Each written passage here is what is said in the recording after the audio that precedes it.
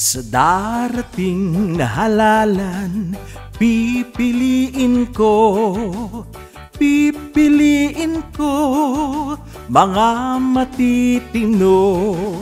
De Angelo Bam Aquino, Kiko Mendoza Espirito, Brosas at Franz Castro, dalhin sa Senado. Sina Bato, Aimee at Bongo, kasama ang mga trapo. Kasama ang mga trapo, wag na nating iboto. 1, 2, 3, hello ICC, pasok na kayo dali. Wag papatay-patay, baka tumakas si tatay. DDS ni Duterte, di na mapakali. Sila ay mayayari dahil bagsak na kanilang hari. Sa pagpili ng kandidato, maging matalino. Isipin ang hinaharap, wag iboto ang mga kurap.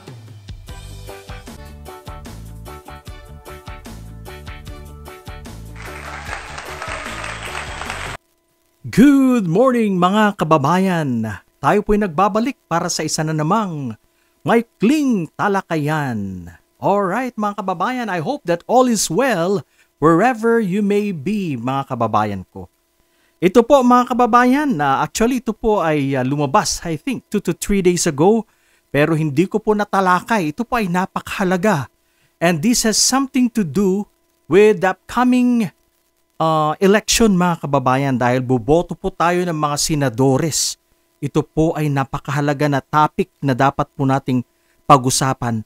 Alam niyo po mga kababayan, ito from Philippines Defense Forces Forum, at gusto ko pong basahin. Ito po ay 3 days ago yata if I'm not mistaken. Sabi niya, breaking: 2 Filipinos and a Chinese national suspected of espionage were arrested by the NBI in coordination with the AFP. Initial findings suggest that the suspects utilize advanced technology to penetrate key EDCA sites, power plants, and local government offices across Luzon. The intelligence they gathered was reportedly transmitted to China in real time, posing a serious threat to the nation's strategic infrastructure and overall security. Alam niyo mga kababayan, ito po ay nakababahala. Since pinag-uusapan po natin dito ang national security, ang ating gusot sa West Philippine Sea na ang China po ay gumagawa ng marami pong kabulastugan sa West Philippine Sea.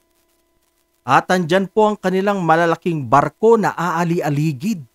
Hindi lang po yan, before may mga submarines po na aali-aligid. Idagdag mo pa dyan ang pagdagsa ng napakaraming Chinese nationals nag-aaral sa Northern Luzon, sa Cagayan Valley. Mga kababayan, idagdag mo pa dyan ang Pogo, ang mga usaping alis sa Goo. Mga kababayan, ito po ay isang malaking pagbabanta. Sana'y wag po nating maliitin ang mga pangyayari. Dahil posible po, it is possible na pwede po tayong sakupin ng China, mga kababayan. Idagdag mo pa dyan ang mga Duterte na pro-China. Naku, mag-iingat po tayo mga kababayan. Nakasalalay po dito ang seguridad ng ating bansa. Mga kababayan, napakahalaga rin at this point na tayo po'y magkaisa. Sana'y wag po tayong magkawatak-watak. Dahil kung tayo po ay divided, then the enemy will take advantage of that.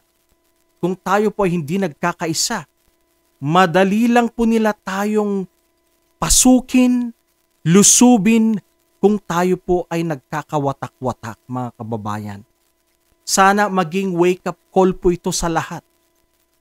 Ang kalaban po natin dito ay ang banyagang mga singkit, ang China.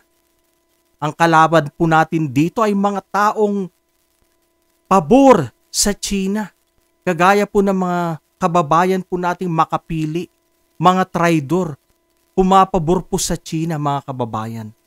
Kaya mag-iingat po tayo, mga kababayan ko. Sana po itutukan po natin ang issue na ito. Ito po, talagang this is a very serious matter. Espionage po ang pinag-uusapan po natin. Magaling po dito ang China, mga kababayan, sa pag-iispya. Kaya dapat tayo po'y maging vigilant at may malaki po tayong magagawa para sa nalalapit na halalan, para sa nalalapit na eleksyon. Bago ko po ito pagpatuloy, nais ko pong batiin ko po kayo or i-shoutout ko po kayo, lahat po ng aking mga viewers and followers, mga subscribers, marami pong salamat. Sana po'y patuloy po ang inyong pagsuporta sa ating maliit na channel. Sana po'y mag-subscribe po kayo sa mga hindi pa po nakakapag-subscribe.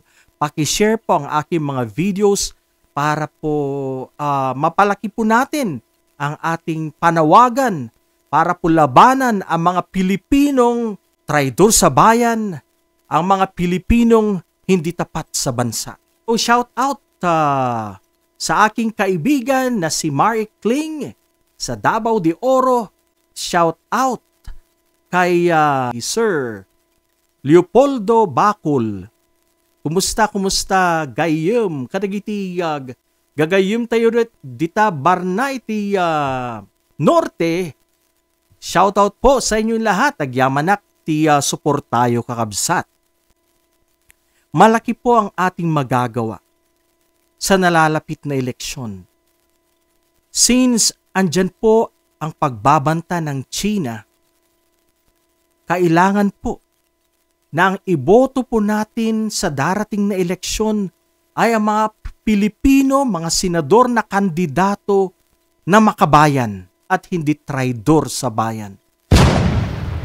Marami po sila, mga halimbawa po ng mga kandidatong pro-China. Basta po mga maka-Duterte, automatic na po yan na pro-China. Sila Bongo, pangalan pa lang, alam na natin. Bato de la Rosa. Mga malalapit sa Duterte, sila Alan Peter Cayetano, Amy Marcos, Lito Lapid, basta po. Basta kadikit ng Duterte. Alam na po natin yan na pro-China. Kaya iwasan po natin ang pagboto sa mga Duterte candidates, mga kababayan. Dahil pag lumabas po ang mga ito at pag nakabalik ang pamilyang sumira sa ating bayan, hindi po malayong magiging probinsya po tayo ng China. Kaya dapat sa darating na eleksyon, ilaglag po natin ang mga kandidatong pabor sa China o maka-China, mga kababayan. Ang mga kandidato ni Digong ay maka-China. Kaya kung gusto nyong manatiling meron po tayong kalayaan at independence, dapat wag po nating iboto ang mga kandidato na traidor sa bayan, mga kandidatong malapit sa mga Duterte. Isa po itong malaking threat o isang malaking pagbabanta para po sa ating sovereignty, mga kababayan. Mahirap na. Mahirap po maging probinsya ng China. Ito po ay komunista. Wala po tayong kalayaan dito. Wala. Pag tayo po yung naging probinsya ng China, naging komunista ang Pilipinas, mahirap po ito. Malungkot. Hindi po maganda para sa atin na tayo po ay dating malaya. Kung tayo po yung naging probinsya ng China, wala na po tayong karapatan, wala na po tayong kalayaan. Kaya dapat lang na ilaglag ang mga kandidatong maka-Duterte. This is a call for everyone, regardless kahit ano pa ang iyong grupo, political party, ito po ay call for everyone.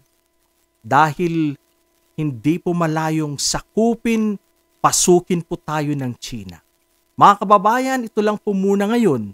Marami pong salamat sa inyong panunood at sa walang sawang pagsubaybay sa ating mga videos. Isang magandang umaga, magandang gabi, magandang araw sa ating lahat. Mag-ingat po tayo lagi.